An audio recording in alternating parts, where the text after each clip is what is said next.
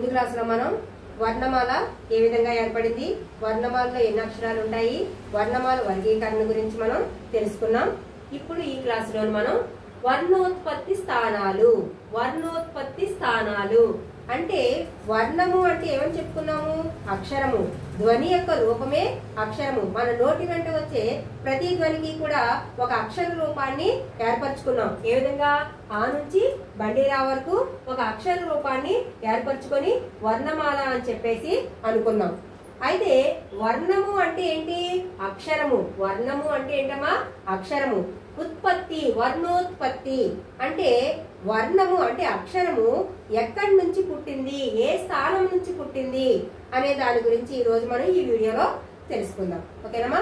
వర్ణోత్పత్తి స్థానాలు అంటే అక్షరము ఏ స్థానం నుంచి పుట్టింది, మన నోటి నుంచి ఏ స్థానం నుంచి ఈ వర్ణం అనేది పుట్టుకొచ్చింది అనే దాని గురించి ఇప్పుడు మనం తెలుసుకుందాం. వర్ణాలు అంటే ఇవి, ఈ అక్షరాలు. ఆ నుంచి బండిరా వరకు ఉన్న అక్షరాల్ని వర్ణాలు అంటారు. అక్షర రూపం. వర్ణము అంటే అక్షరము, ఎప్పటికీ శాశ్వతంగా ఉండేది, నశించనిది అని అర్థం. ఓకేనమ్మా. అయితే ఈ వర్ణాలు, కొన్ని వర్ణాలు ఒక స్థానం నుంచి, కొన్ని వర్ణాలు ఒక స్థానం నుంచి మనకి పుట్టుకొచ్చినాయి. అవి ఏ ఏ వర్ణాలు ఏ ఏ స్థానం నుంచి పుట్టుకొచ్చాయి ఇప్పుడు మనం నేర్చుకుందాం. ఓకేనమ్మా. సరే, ఇప్పుడు మనం వర్ణోత్పత్తి స్థానాలు తెలుసుకుందామా. దీన్ని ముఖ యంత్రం అంటారు. ముఖ యంత్రం. దీని ద్వారా మనం ఏ స్థానం నుంచి ఏ అక్షరాలు ఎక్కడి నుంచి పుట్టుకొచ్చాయి అనేది తెలుసుకుందాం.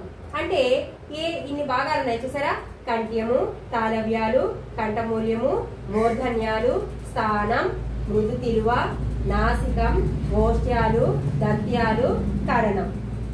ఇన్ని స్థానాల నుంచి మనకి వర్ణాలు అనేవి పుట్టుకొని వచ్చాయన్నమాట. అంటే ఎన్ని స్థానాలు ఉన్నాయో అన్ని స్థానాల నుంచి కూడా మనకి వర్ణాలు అనేవి బయటికి రావడం వల్ల బయటికి అనేవి వచ్చినాయి. ఇవే వర్ణోత్పత్తి స్థానాలు అంటారు. వీటిని ఏమంటారమ్మా, వర్ణోత్పత్తి స్థానాలు అంటారు. ఇవన్నీ కూడా వర్ణం ఎక్కడెక్కడ నుంచి పుట్టుకొచ్చాయో ఆ స్థానాలు కాబట్టి వీటిని వర్ణోత్పత్తి స్థానాలు అని చెప్పేసి అంటారు. వర్ణోత్పత్తి అంటే అక్షరాలు ఎక్కడి నుంచి పుట్టాయి, ఏ స్థానం నుంచి పుట్టుకొచ్చాయి అనేది తెలిపేదే వర్ణోత్పత్తి స్థానాలు. ఎక్కడెక్కడి నుంచి, కంఠ్యము, తాళవ్యము, కంఠమూల్యము, మూర్ధన్యాలు, స్థానం, మృదు తిలువ, కరణం, నాసికం, ఓష్ట్యాలు, దర్ద్యాలు. ఇన్ని స్థానాల నుంచి మనకి వర్ణాలు అనేవి, అక్షరాలు అనేవి పుట్టుకొని వచ్చాయి. అయితే ఒక్కొక్కటి ఇప్పుడు మనం చూసుకుందాం. ఒకటి కంఠ్యాలు.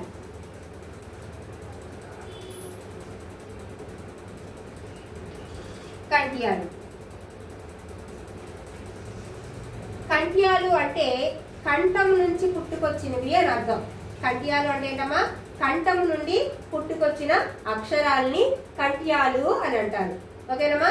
కంఠ భాగం నుంచి అంటే మనం ఆ అక్షరాన్ని పలికినప్పుడు ఆ గాలి, ఆ శ్వాస మనకి కంఠం నుంచి వస్తుంది, ఉద్భవిస్తుంది, పుట్టుతుంది. కాబట్టి వాటిని కంఠ్యాలు అంటారు. అవి ఏంటి అంటే ఆ క ఖ ద ఘ జ్ఞ, నెక్స్ట్ హ. ఇవి కంఠభాగం నుంచి పుట్టుకొచ్చినాయి కాబట్టి వీటిని కంఠ్యాలు అని అంటారు. కంఠభాగం నుంచి పుట్టుకొచ్చినాయి కాబట్టి వీటిని ఏమంటారమ్మా, కంఠ్యాలు అని అంటారు. రెండు తాళవ్యాలు. రెండేంటమ్మా, తాళవ్యాలు. తాళవ్యము అంటే దౌడ భాగము. తాళవ్యము అంటే ఏంటమ్మా, దౌడ భాగము. అంటే ఈ భాగము దౌడ భాగం నుంచి పుట్టుకొచ్చినవి అని అర్థం. తాళవ్యం అంటే ఏంటమ్మా, దౌడ భాగం నుంచి పుట్టుకొచ్చిన వాటిని తాళవ్యాలు అని చెప్పేసి అంటారు. తాళవ్యం అంటే ఏంటమ్మా, దౌడ భాగం నుంచి పుట్టుకొచ్చినవి కాబట్టి వీటిని తాళవ్యాలు అని చెప్పేసి అంటారు. ఏమేమి వచ్చాయో చూద్దాం. తాళవ్యాలు ఏమేమి వచ్చాయో చూద్దాం. ఈ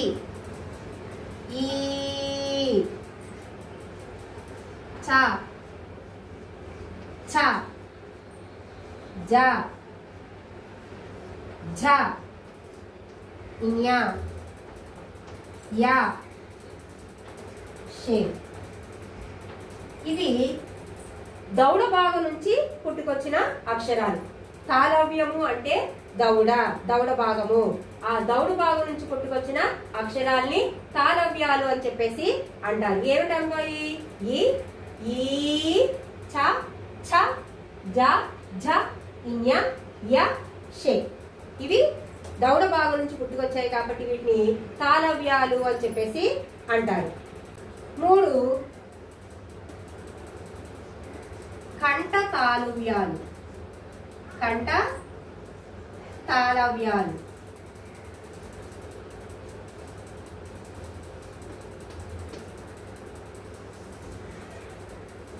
కంఠ తాళవ్యాలు అంటే కంఠం నుంచి దౌడ భాగం నుంచి 2 స్థానాల నుంచి ఉద్భవించినవే కంఠ తాళవ్యాలు అని చెప్పేసి అంటారు.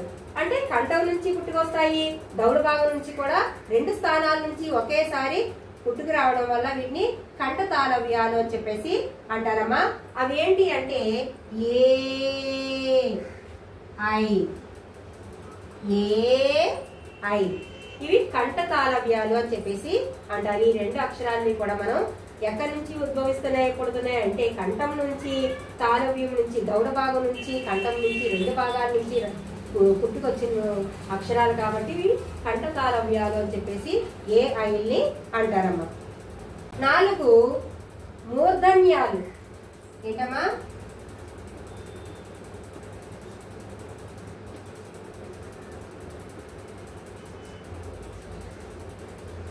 మూర్ధన్యాలు. 4 ఏంటి? మూర్ధన్యాలు. మూర్ధన్యము అంటే అంగిలి భాగం, అంగిలి భాగము, అంగుడు, అంగుళ భాగం అంటాం కదా, అంగిలి భాగము అంటారు. మూర్ధన్యాలు అంటే అంగిలి భాగం నుంచి పుట్టుకొచ్చిన వాటిని, అంటే నాలుక అంగిలికి తగలడం వల్ల పుట్టుకొచ్చిన అక్షరాలు అన్నమాట. ఇది అంగిలి భాగంలో తగిలి రావడం వల్ల మనకి మూర్ధన్యాలు అనేవి ఏర్పడినవి. మూర్ధన్యాలు అంటే ఏంటమ్మా? అంగిలి భాగం నుంచి ఉద్భవించిన వాటిని, పుట్టుకొచ్చిన వాటిని మూర్ధన్యాలు అంటారు. అంగిలి భాగము అంటే నాలుక పైన ఉన్న భాగాన్ని అంగిలి భాగం అంటారు. ఆ నాలుక వెళ్ళి ఆ అంగిలికి తగలడం వల్ల మనకి అక్షరాలు అనేవి బయటికి పుట్టుకొచ్చినాయి అన్నమాట. వాటిని మూర్ధన్యాలు అని అంటారు. అవేంటో చూద్దాం. అరు, అరు, అరు, అరు, ట, ఠ, డ, ఢ, అన, ర, ష. ఇవి ఏమంటారంటే ఈ అక్షరాలని మూర్ధన్యాలు అని అంటారు. ఏమంటారమ్మా? మూర్ధన్యాలు అని చెప్పేసి అంటారు. 4వది ఏంటమ్మా? మూర్ధన్యాలు. వేటిని అంటారు? అరు, అరు, ట, ఠ, డ, ఢ, అన, ర, ష. ఇవి అంగిలి భాగాన్ని, నాలుగు అంగిలి భాగాన్ని తగిలి రావడం వల్ల ఏర్పడినవి కాబట్టి వీటిని మూర్ధన్యాలు అని చెప్పేసి పిలుస్తారమ్మా. 5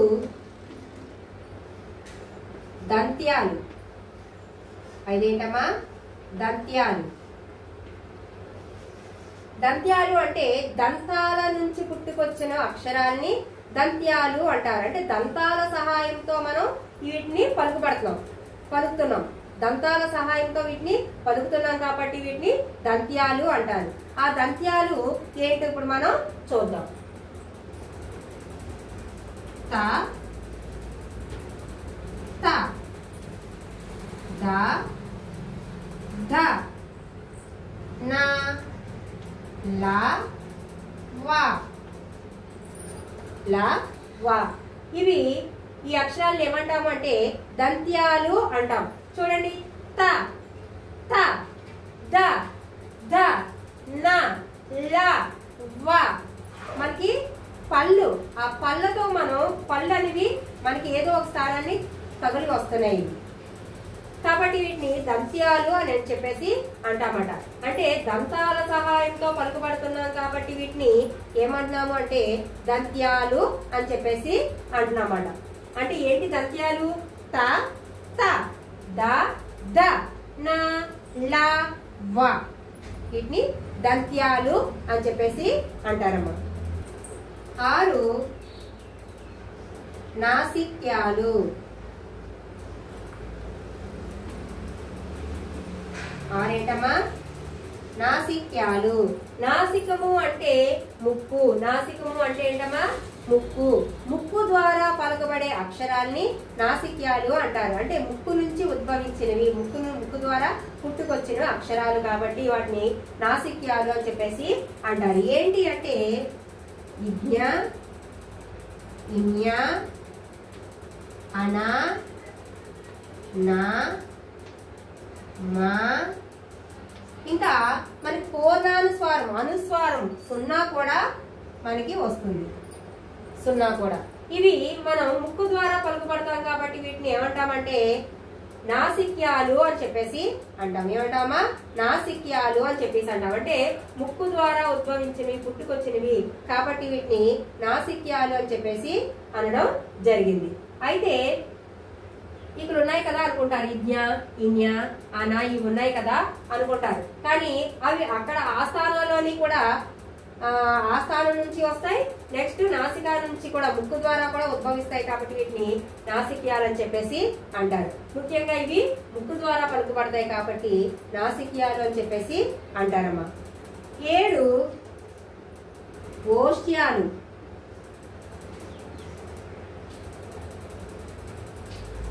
ఓష్ట్యాలు. ఓష్ట్యము అంటే పెదవులు. ఓష్ట్యాలు అంటే ఏంటమ్మా? పెదవులు. పెదవుల నుంచి పుట్టుకొచ్చిన అక్షరాల్ని ఓష్ట్యాలు అని అంటారు. ఓష్ట్యాలు అంటే ఏంటమ్మా? పెదవులు. పెదవుల నుంచి పుట్టుకొచ్చిన అక్షరాల్ని ఏమంటారు అంటే ఓష్ట్యాలు అని చెప్పేసి అంటారు. ఆ ఓష్ట్యాలు ఏంటో ఇప్పుడు మనం చూద్దాం. ఊ, ఊ, పా, ఫా, బా, భా, మా, విసర్గ. విసర్గ. విసర్గ కూడా మనకి ఓష్ట్యాల్లోకే వస్తుంది. ఒకసారి పలికి చూడండి. ఊ, ఊ, ప, ఫ, బ, భ, మ, విసర్గ. ఇవి మనకి పెదవుల నుంచి పుట్టుకొచ్చిన అక్షరాలు కాబట్టి వీటిని ఓష్ట్యాలు అని చెప్పేసి అంటారు. ఈ అక్షరాలు ఎక్కడి నుంచి పుట్టుకొచ్చాయమ్మా? ఓష్ట్యాల నుంచి. అంటే పెదవుల నుంచి. ఓష్ట్యము అంటే పెదవులు. పెదవుల నుంచి పుట్టుకొచ్చినవి కాబట్టి వీటిని, ఈ అక్షరాల్ని ఓష్ట్యాలు అని చెప్పేసి అంటారు. 8 దంతోష్ట్యము. దంతోష్ట్యము.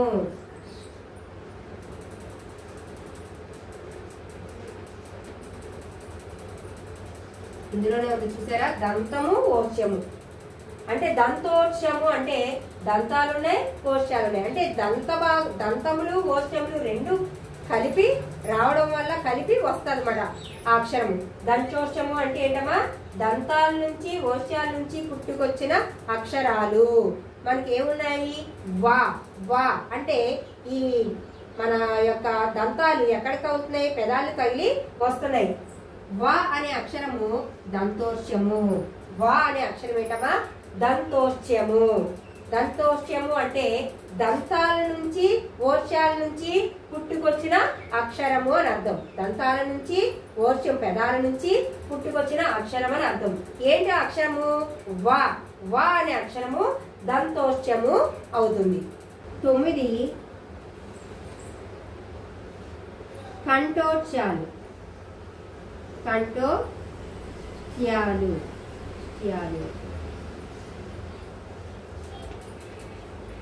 కంఠోష్ట్యాలు అంటే కంఠము నుంచి ఓష్ట్య భాగము అంటే పెదవుల నుంచి ఉద్భవించిన, పుట్టుకొచ్చిన అక్షరాల్ని కంఠోష్ట్యాలు అని చెప్పేసి అంటారు. అంటే కంఠం నుంచి, ఓష్ట్య భాగం పెదవుల నుంచి, రెండు భాగాల నుంచి పుట్టుకొచ్చిన అక్షరాలు కాబట్టి వీటిని కంఠోష్ట్యాలు అని చెప్పేసి అంటారమ్మా. ఏంటంటే అవి ఓ, ఓ, ఔ. వీటిని కంఠోష్ట్యాలు అని చెప్పేసి అంటారు. ఇవి వర్ణోత్పత్తి స్థానాలు. ఏంటమ్మా? వర్ణోత్పత్తి స్థానాలు 9 మనకి.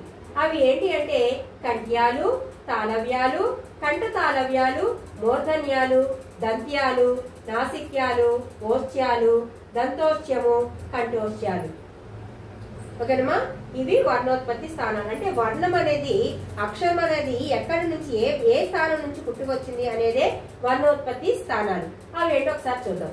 కంఠ్యాలు అంటే కంఠం నుంచి పుట్టుకొచ్చిన అక్షరాలు కాబట్టి వీటిని కంఠ్యాలు అంటారు.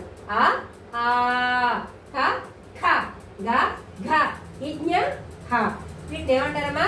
కంఠ్యాలు అని చెప్పేసి అంటారు. నెక్స్ట్ తాళవ్యాలు. ఇవి తాళవ్యము అంటే ఏమని చెప్పుకున్నాము? దౌడ భాగము. తాళవ్యం అంటే ఏంటమ్మా? దౌడ భాగము. దౌడ నుంచి పుట్టుకొచ్చిన అక్షరాలు కాబట్టి వీటిని తాళవ్యాలు అని చెప్పేసి అంటారు. ఏంటవి?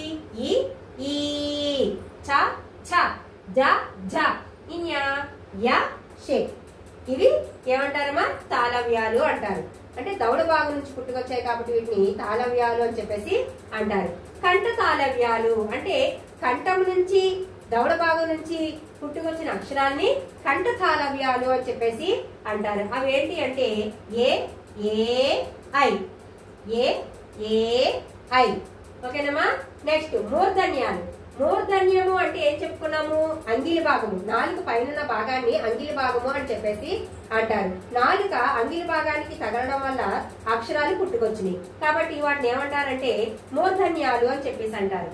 అరు అరు ట ఠ డ ఢ అన ర ష బండేరా వీటిని ఏమంటారు అంటే మూర్ధన్యాలు అని చెప్పేసి అంటారు.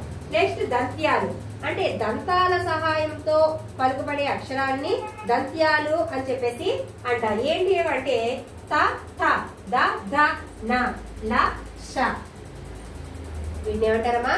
దంత్యాలు అని చెప్పేసి అంటారు. దంతాల సహాయంతో వాటిని మనం పలుకుబడతాం కాబట్టి దంత్యాలు. నాసిక్యములు అంటే అనునాసికాలు అంటాం కదా, వాటిని నాసిక్యాలు అంటే ముక్కు ద్వారా పలుకుబడే అక్షరాల్ని నాసిక్యాలు అని చెప్పేసి అంటారు. ఏంటవి? ఇజ్ఞ ఇజ్ఞ అన నా మా సున్నా చూసారా? ఇజ్ఞ ఇజ్ఞ అన నా మా సున్నా సున్నా కూడా మనకి నాసిక్యాల్లోకి వస్తుంది. నెక్స్ట్ ఓష్ట్యాలు. ఓష్ట్యాలు అంటే పెదవుల ద్వారా ఉద్భవించే అక్షరాల్ని ఓష్ట్యాలు అని చెప్పేసి అంటారు. ఏంటి అంటే ఉ ఊ ప ఫ బ భ మ విసర్గ వీటిని ఏమంటారంటే పెదవుల ద్వారా పుట్టుకొస్తాయి కాబట్టి పెదాల కలయిక వల్ల పుట్టుకొస్తాయి కాబట్టి వీటిని ఓష్యములు అని చెప్పేసి అంటారు. ఏంటవి? ఉ ఊ ప ఫ బ భ మ విసర్గ ఓకేనమ్మా. నెక్స్ట్ దంతోష్యము. మనకి దంతోష్యం అంటే దంతాలు ఓష్యాలు రెండింటి నుంచి ఉద్భవించిన అక్షరం కాబట్టి ఓష్యములు అని చెప్పేసి అంటారు. మనకి ఇది అక్షరం ఒకటే ఉందమ్మా. ఆ అక్షరం ఏంటి అంటే వా వా వా అనే అక్షరం. అంటే ఇక్కడ దంతోష్యము అంటే దంతాలు కదులుతున్నాయి. దంతాలు నెక్స్ట్ పెదవుల ద్వారా సహాయంతో మనం ఈ అక్షరాన్ని పలుకుపడుతున్నాం కాబట్టి దాన్ని దంతోష్యము అని చెప్పేసి అంటాం. చివరిగా కంఠోష్యాలు అంటే కంఠం నుంచి ఓర్ష భాగం పెదవుల భాగం నుంచి ఉద్భవించే అక్షరాలు కాబట్టి వీటిని ఏమంటారమ్మా? కంఠోష్యాలు అని చెప్పేసి అంటారు. ఏంటవి? ఓ ఓ ఔ ఏంటమ్మా? ఓ ఓ ఔ ఓకేనా. ఇప్పుడు మనం వర్ణోత్పత్తి స్థానాలు నేర్చుకున్నాం కదమ్మా. ఈ విధంగా వర్ణోత్పత్తి స్థానాలు అనేవి ఏర్పడినవి. ఓకేనా. ఈ వీడియో ద్వారా మీకు ఏమర్థమైందమ్మా? వర్ణోత్పత్తి స్థానాలు బాగా అర్థమైనాయి కదా. అయితే మీకు ఈ వీడియో నచ్చినట్లయితే లైక్ చేయండి, షేర్ చేయండి, అలాగే సబ్స్క్రైబ్ చేయండి. మరిన్ని వీడియోల కోసం బెల్ సింబల్ ని యాక్టివేట్ చేసుకోండి.